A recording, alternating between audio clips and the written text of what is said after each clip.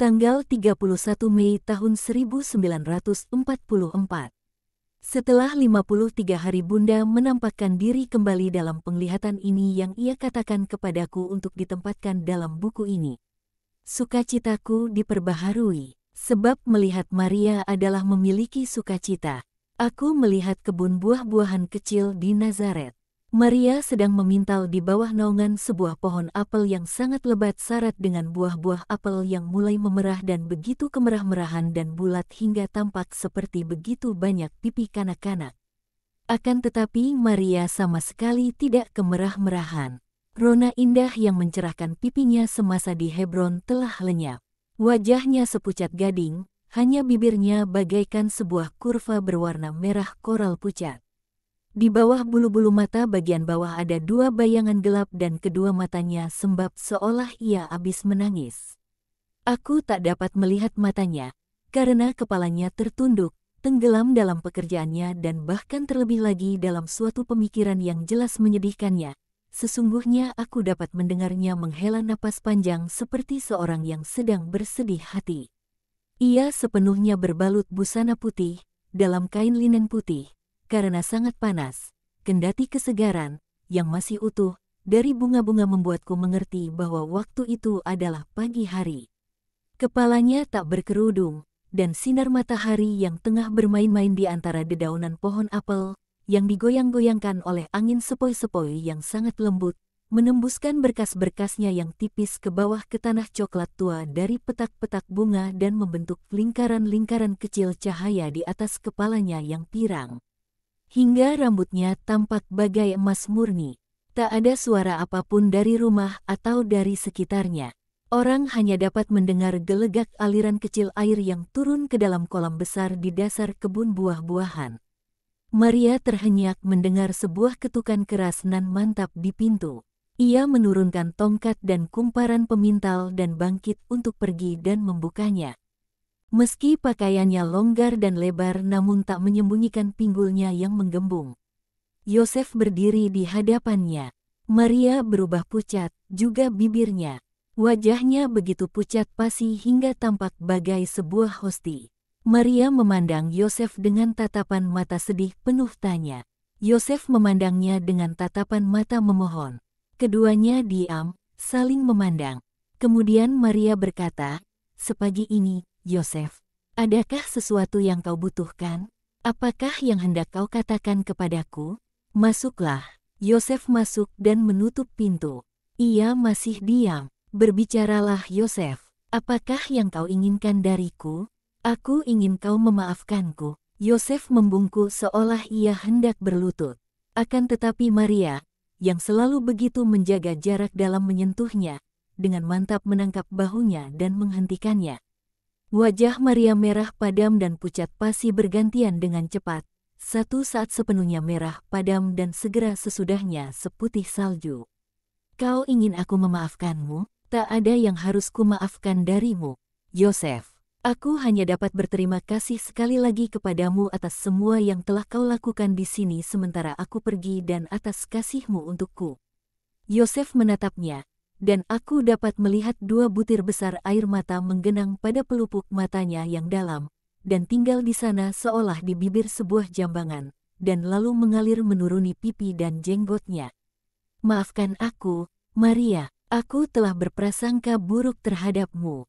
Sekarang aku tahu, aku tak layak memiliki pusaka yang begitu besar. Aku kurang dalam cinta kasih. Aku mendakwamu dalam hatiku. Aku mendakwamu dengan tidak adil. Sebab aku tidak memintamu untuk mengatakan kebenarannya kepadaku. Aku berdosa melawan hukum Allah, sebab aku tidak mengasihimu seperti aku mengasihi diriku sendiri." "Oh, tidak, engkau tidak berdosa." "Ya, aku telah berdosa, Maria. Andai aku didakwa melakukan suatu kejahatan yang demikian, pastilah aku akan membela diri. Tetapi aku tidak memberimu kesempatan untuk membela diri. Karena tadinya aku akan mengambil suatu keputusan tanpa bertanya kepadamu. Aku telah tidak adil terhadapmu, sebab aku telah bersalah kepadamu dengan kecurigaanku.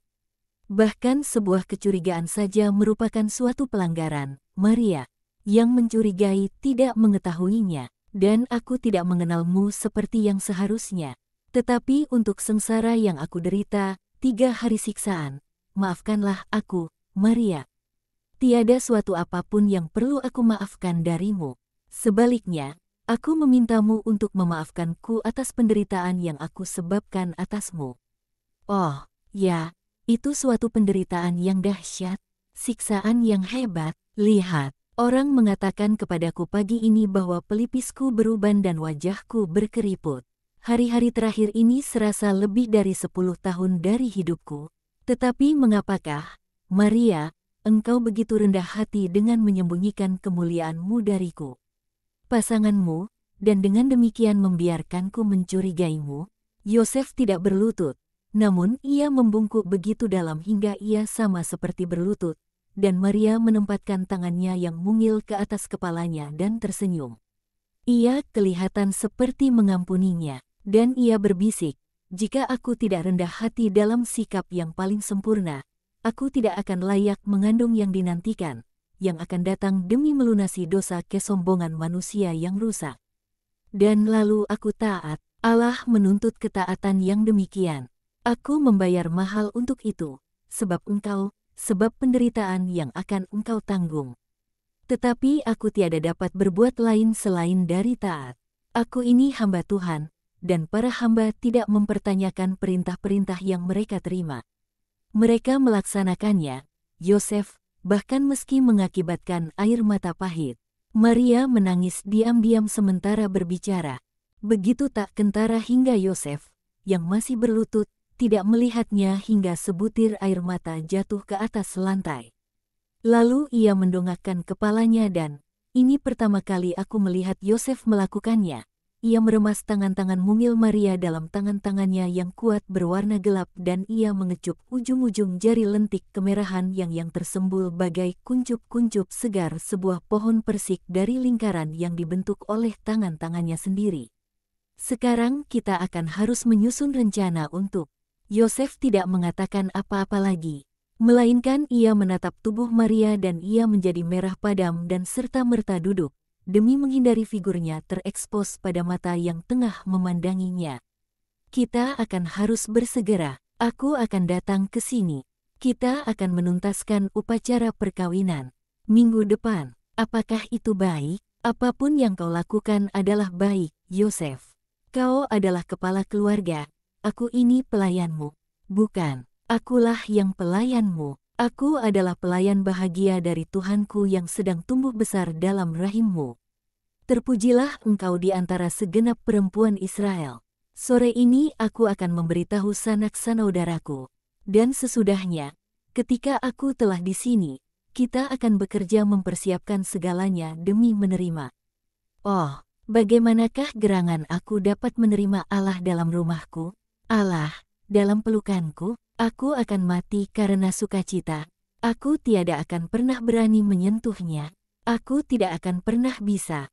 Kau akan bisa, seperti aku bisa, oleh rahmat Allah. Tetapi kau adalah, aku ini seorang laki-laki miskin, yang paling miskin dari anak-anak Allah. Yesus datang kepada kita, orang-orang miskin, untuk menjadikan kita kaya dalam Allah. Ia datang kepada kita berdua, sebab kita adalah yang paling miskin dan kita mengakuinya. Bersukacitalah, Yosef. Rumah Daud memiliki raja yang telah lama dinanti-nantikan dan rumah kita akan menjadi terlebih mengagumkan dari istana Salomo, sebab surga akan ada di sini dan kita akan berbagi dengan Allah rahasia damai yang akan dikenal manusia di masa sesudahnya. Ia akan tumbuh besar di antara kita. Tangan-tangan kita akan menjadi buayan bagi penebus dan kerja kita akan mendatangkan roti baginya. Oh, Yosef, kita akan mendengar suara Allah memanggil kita, Bapa dan Bunda.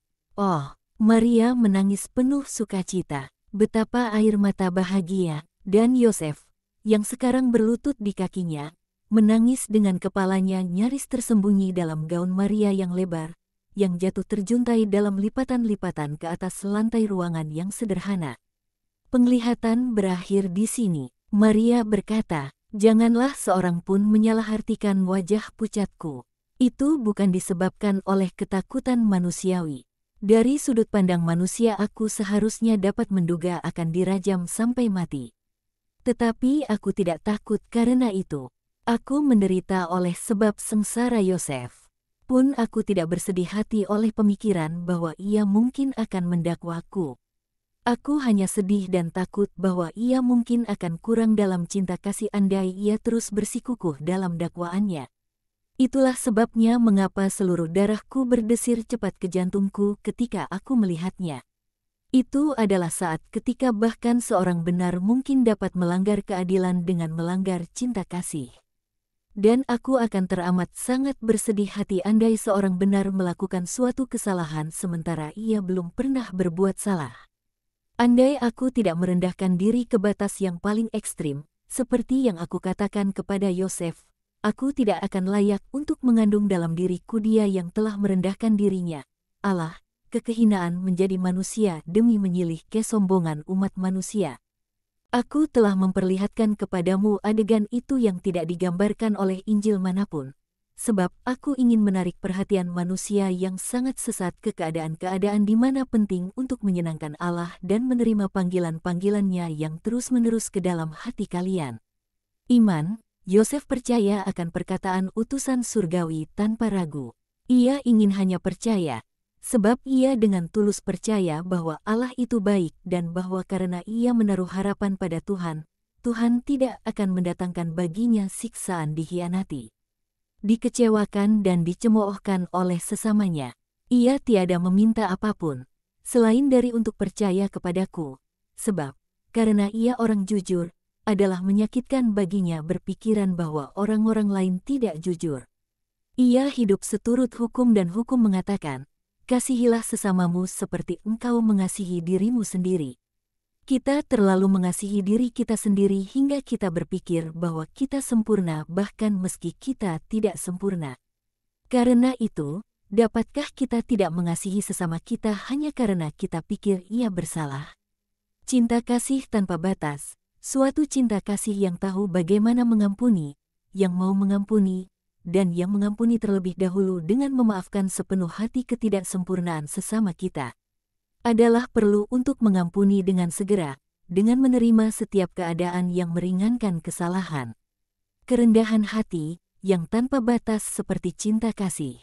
Kalian harus mengakui bahwa kalian dapat bersalah bahkan dalam pikiran-pikiran yang sederhana, dan janganlah kalian terlalu sombong hingga menolak mengatakan, aku melakukan kesalahan, sebab kesombongan yang demikian akan lebih berbahaya dari kesalahan pertama.